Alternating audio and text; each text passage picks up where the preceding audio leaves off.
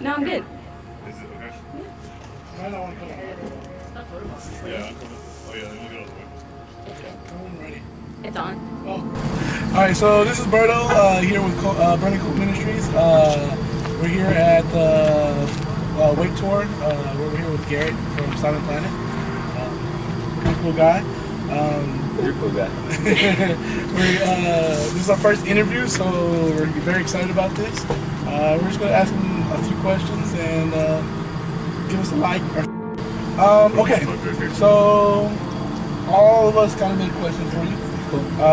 What do you listen to while you're on tour? Not metal. I don't want to listen to heavy music. I hear enough of that, including my own silly band. Actually, I guess I do listen to metal. We're writing an album right now, and so I listen to the pre-pro, like instrumental tracks, and I kind of write lyrics. I do that a lot, and I listen to my favorite band, Me Without You, a lot.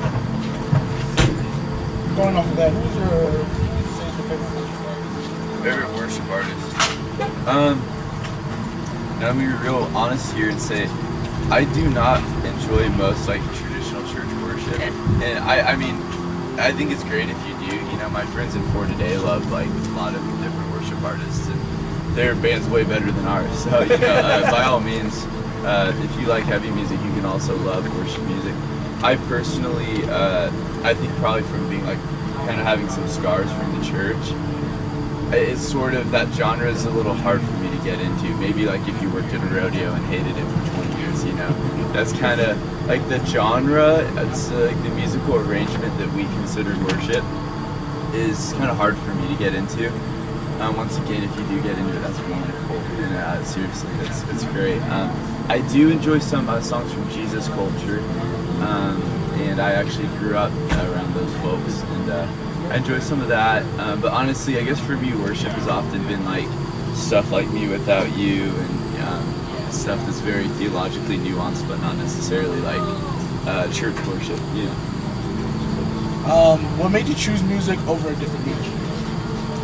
That's a great question. You know, I kind of had a ministry of doing therapy as like a counselor for college students. And so, yeah, I guess I sort of did choose music instead of that ministry for now. And I guess what led me to do this is I wanted to reach people like a one-on-one talking basis, but I also wanted to create art that like could exist independently of me being there. You know, and I like to think that our music can maybe minister to people even if we're not physically there. And so that was kind of the draw to me. It was like, not only can we reach out to people, but we can leave them with something. That's not enough, you know. I think only Jesus is enough. But I think that it's something to maybe point people towards Christ, even if they don't even need me. You know. What made you choose this type of music? This type of music. I love that it's passionate. I love that it's about connection and relationships, much more so. You know, if you go to like a Britney Spears concert, pay $50, you sit in the bleachers, and you know people will scream like, "Oh, Britney," but they'll never meet Britney, and Britney really doesn't care about them. You know, it's sorry. You know, sorry to burst your bubble. Britney Spears doesn't care about you. You heard it here first. And you know, in this genre, I think I always saw like the people on stage, no matter like if they're pretty popular like Maddie, you know, or maybe like a local band, it was always about connection. Not about the money, not about the fame, not about the status, not about the glory.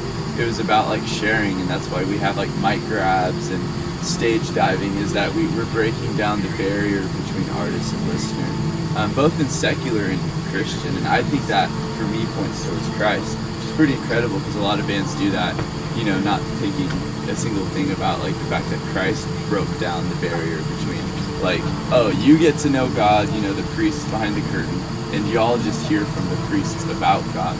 Jesus literally tore that in half, and I think this genre does that.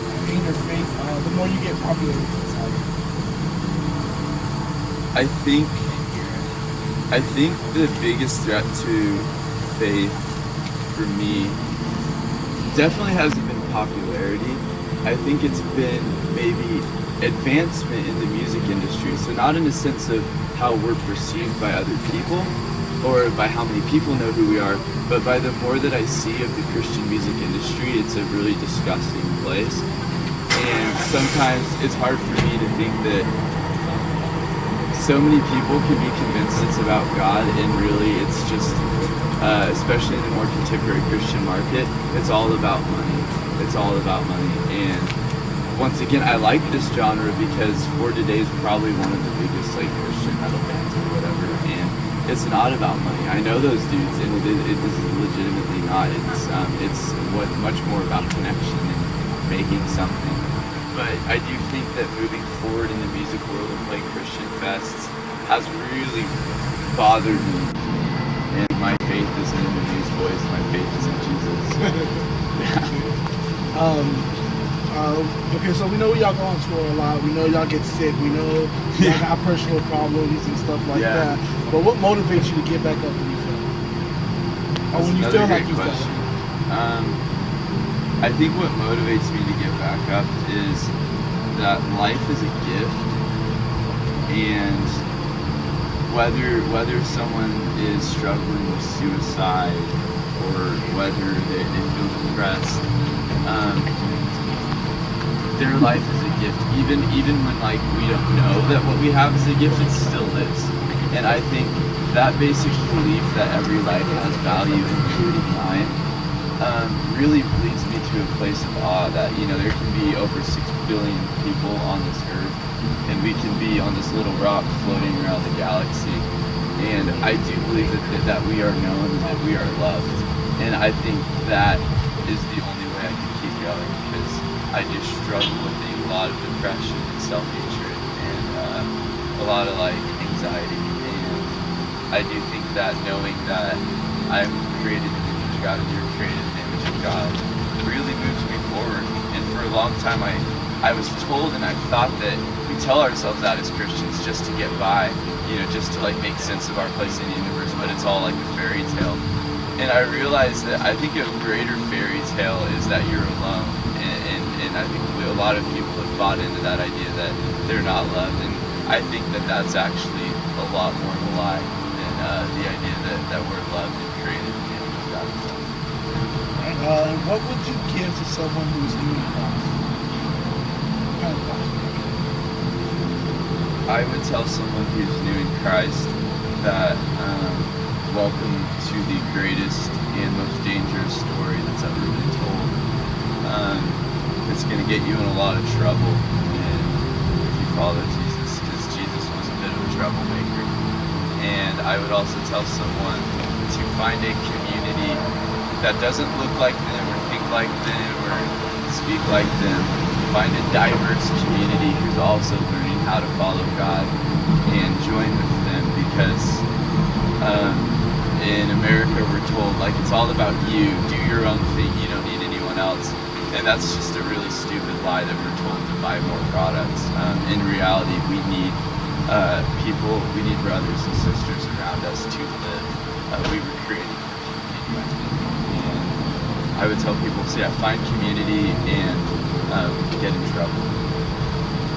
And last but not least, for the people watching or whoever's watching, is there anything that you would like to do? Yeah, I think just for honestly all the bands on this package, you could pray for that God would fill the gaps in our relationships, that when we leave for a month, that our loved ones that God can kind of fill that gap, and that we can meet our loved ones' needs even though we're so far away from them. I think for health and for safety, because you're driving 8 to 10 hours a day getting cut off by semis, so that being able to get from place to place is a miracle. Every time we finish a tour, we played every show. I think it's kind of insane that we were able to go 8 hours every single time, not a single breakdown in the band, play these shows, pack up, and keep doing it. That actually is crazy. I feel very thankful for that, and so I think prayer. I think people's prayers have really meant a lot. I know my mom prays for us every day. I think I've always believed that my mother's prayers have done a lot for me. Someone's probably sitting at home being like, "That's stupid." I'm like, "Well, you're stupid." My mom's prayers are really cool with that. And I got one more thing, actually. Yeah. My mom, since I was little, has been in love with sunflowers. No way. And so, if you could just tell her what the meaning of a sunflower Yeah. is. Oh my gosh, that's wonderful. So sunflowers are very, I think, incredible organisms. They follow the sun. You know, I don't know if you've ever seen like stop motion photography, but they follow the sun throughout the day, which is, first of all, it blows my mind that plants are able to do that.